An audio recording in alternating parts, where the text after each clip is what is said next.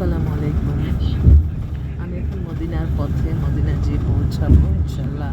আর 2 ঘন্টা সম্ভবত লাগবে। তো এই ফাঁকে আমি বাসে বসে আছি।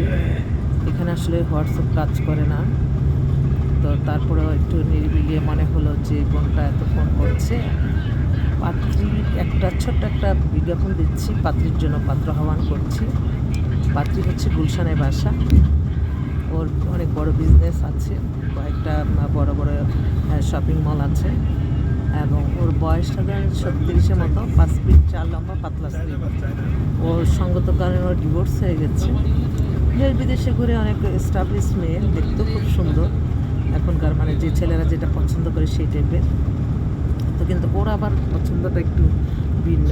যে পছন্দটা ও করতেছে যে হয়তো নাম করা কোনো কাউকে চাচ্ছে সে, কারণ তার চিন্তাভাবনা, তার তো সব কিছুই আছে, কোনো কিছু তার প্রয়োজন নাই, বাট একটা এস্টাবলিশ ছেলে, তার পরিচয়ে সে থাকতে পারবে, দেশ বিদেশে ঘুরবে।